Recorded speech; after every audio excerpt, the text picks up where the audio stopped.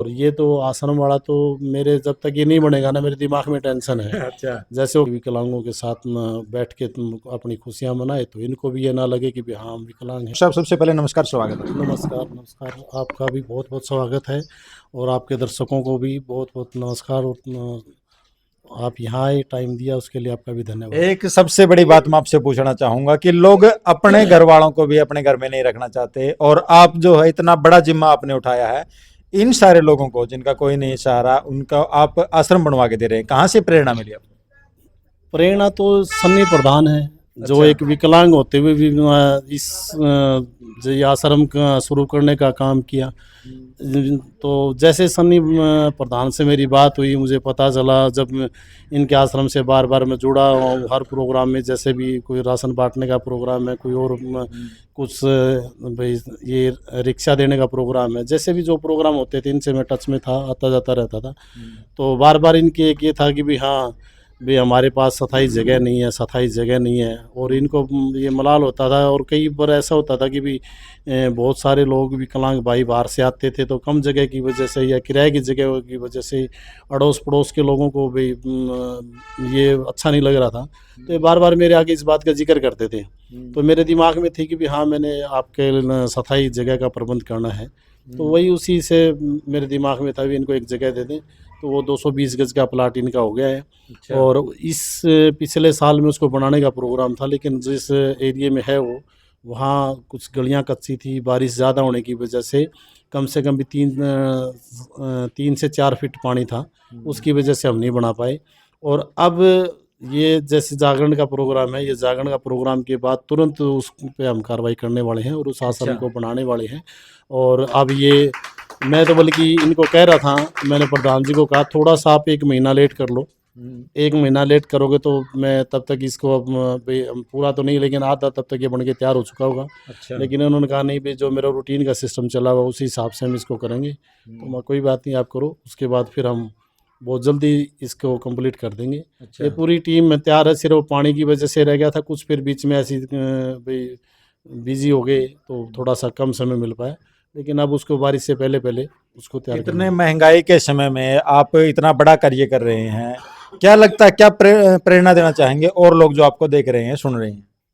मैं तो ये कहूँगा भई, बार-बार मैंने पहले भी कहा है, जो अच्छा है, जो अपना पैसे कमा रहा है, जो साधन संपन्न है, तो उसको जब भी मान लिया उसके घर में किसी का बर्थडे है, कोई मैरिज एनिवर्सरी है, कोई और बड़ा फंक्शन है, तो मैं कह रहा हूँ वो जितने उनके घर में खुशियाँ आती हैं, उन खुशियों को विकलांग आश्रम में इन विकलांगों के साथ मनाए तो ज़्यादा बढ़िया रहेगा। अच्छा। और भई कुछ जो अपनी कमाई में से कुछ हिस्सा इन भई चाहे वो विकलांग आश्रम है, चाहे अनाथ आश्रम है, चाहे इस तरह जहाँ ज़रूरतमंद है उन लोगों के साथ उन्होंने खर्च करना चाहिए अच्छा। और हर इंसान को करना चाहिए। अच्छा। हाँ। कई बार होता है कि जब आप समाज में काम करते हो, इस तरीके के काम करते हो, तो घर वाले भी रोक देते हैं कि भाई खर्चा ज़्यादा लग जाएगा, टाइम ज़्यादा लग जाएगा।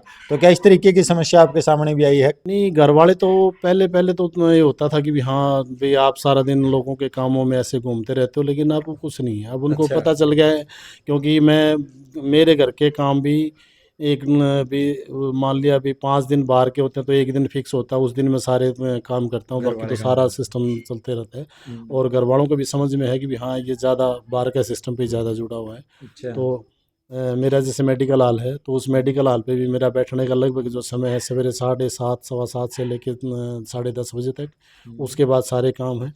फिर कोई ये गारंटी नहीं होती भी दिन में कभी गया या नहीं गया, तो सुबह-सुबह का होता है, बाकी तो फिर सारा सोशल वर्किंग का ही काम है। अच्छा। तो जो भी जैसा भी है, किसी का कोई भी मान लिया पेंशन की बात है कि किसी का लाइट का, किसी का और का, जो भी समस्या होती है काम के हिसाब से, वो मेरे से जितना होता है मैं कोशिश करता हूँ कि भी उनका करवा सकूँ। अच्छा। तो मेरा फील्ड का सिस्टम ही ज़्यादा रहता है। और ये तो आश्रम वाला तो मेरे जब तक ये नहीं बनेगा ना, मेरे दिमाग में टेंशन है। अच्छा। जैसे वो कहते हैं ना भई, घर में एक समाज में होता है भी, जिसका लड़का या जिसकी लड़की 18-20 साल की हो जाए, 20 साल की हो जाती है, तो माँ-बाप को होती है भी इसकी हमने शादी करनी है और हमें अपना फ़र्ज़ पूरा करना है। तो ये कि आश्रम जब तक नहीं बन जाता ना, तब तक मेरा फ़र्ज़ अधूरा है। अच्छा। हाँ, तो मेरे दिमाग में सबसे ज़्यादा टेंशन है इस चीज़ की, भी मेरे को इतनी बड़ी फटाफट करके देना है इसको बस। इतनी बड़ी बात आपने बोली है। मैं पूछना चाहूँगा कि जो ये महिलाएँ, ये पुरुष आपको मिलते हैं, आशीर्वाद देते हैं, कैसा महसूस कर पाते हैं जब इन लोगों को आप फेस करते हैं? नहीं, अच्छा लगता है। भी मान लिया कोई महिला या कोई भाई मेरे को भी कई बार किसी का काम होता है तो वो बुलाता है स्पेशल, भी हाँ आपका बहुत बहुत धन्यवाद है, आपने करवा दिया वो करा दिया। लेकिन मेरा क्या सिस्टम है, मेरे दिमाग में ये होता है कि मेरे पास कोई काम के लिए आ गया, जब तक वो काम नहीं होता है ना तब तक मेरे दिमाग में टेंशन होती है। मुझे ये नहीं कि वो मेरे को क्या बोलेगा क्या नहीं बोलेगा, या उसका काम नहीं हुआ वो क्या बोलेगा, नहीं नहीं। एक परिणाम मिली हुई है सूरज से। जब सूरज निकलता है तो वो किसी का इंतजार नहीं करता कि भाई कौन सोया है कौन उठा है, उसने अपनी ड्यूटी पूरी करनी होती है। तो मैं उसी हिसाब से अपनी एक ड्यूटी समझ के ये काम करता हूँ। मैं मेरी कोशिश होती है कि भाई मेरे पास किसी भाई ने कोई काम जिम्मे लगाया तो मैं उसको जल्दी से जल्दी करूँ, चाहे वो कुछ भी समझे या दूसरा कुछ भी समझे, उससे कुछ नहीं फर्क पड़ता है। ये सिस्टम। बिल्कुल। अभी जो प्रोग्राम है 21 तारीख का जो प्रोग्राम है उसकी क्या तैयारियां हैं? तैयारियाँ ये सन्नी प्रधान ने, मुझे पता है कि इन्होंने जितने भी इसमें चीफ गेस्ट आने हैं सबके पास इन्होंने इन्विटेशन दे दिया है। मेरे पास भी आज ये गए थे लेकिन मैं था ही नहीं, तो मेरी फ़ोन में बात हुई तो इन्होंने सबको दे दिया है निमंत्रण। और उसके बावजूद गांव में और जहां भी है, मेरे भी जितने नज़दीकी हैं, तो हम एक सोशल मीडिया है, सोशल मीडिया से हम ये पर पम्पलेट वाला होता है ये सारा सिस्टम डालते हैं और स्टेटस पे लगाना, तो वो ऑटोमेटिक सबको पता चल जाता है। फिर ये पम्पलेट हैं ये घर घर भी बढ़ जाते हैं, या जैसे कॉलोनी है उनमें भी बढ़ जाते हैं, तो रिस्पॉन्स अच्छा होता है। पीछे भी जो प्रोग्राम था उसमें भी ये मान के चले भी 500 आदमी की उम्मीद करते हैं तो 600 आते हैं, और 600 की करो तो 800 आते हैं। मतलब आप जितने भी सोच के चलते हैं उससे ज़्यादा ही आते हैं। उससे ज़्यादा ही आप? अच्छा। हम्म। दर्शकों से क्या अपील करना चाहेंगे प्रोग्राम को लेकर के और आश्रम को लेकर? प्रोग्राम के लिए तो ये है कि जो भी यहाँ नज़दीक है, जो भी आ सकता है उसे इस प्रोग्राम में आना चाहिए। और बाबा श्याम जी का अपना कीर्तन होता है, भजन होते हैं, उसमें उन्होंने बैठना चाहिए, आनंद लेना चाहिए, ज़्यादा से ज़्यादा पहुँचें। और भाई बाकी आश्रम के लिए है कि जो जो आदमी जिसका सिस्टम है ठीक ठाक है, जो अपना कुछ खर्च कर सकता है उसको आश्रम पे खर्च करना चाहिए, ताकि विकलांगों के साथ न बैठ के तुम अपनी खुशियाँ मनाए, तो इनको भी ये ना लगे कि भाई हाँ हम विकलांग हैं।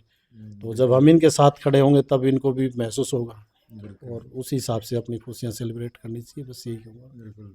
तो ये थे आश्रम का जिम्मा जिन्होंने उठाया है, आश्रम की जमीन जिन्होंने दान की है, तो इनसे बातचीत की तो ये बातचीत और ये आश्रम की जो गतिविधियां है और जो इतना बड़ा जिम्मा डॉक्टर साहब ने अपने कंधों पे उठाया है, इस जिम्मे में आप अगर सहयोग कर सकते हैं तो आप भी जरूर सहयोग करें। उम्मीद है आप इस वीडियो को शेयर जरूर करेंगे, और 21 तारीख को जो प्रोग्राम होना है उसके अलावा भी आप इस आश्रम का सहयोग करते रहेंगे। तो फिर मिलते हैं अगले किसी कार्यक्रम में, तब तक के लिए जुड़े रहिए हमारे साथ।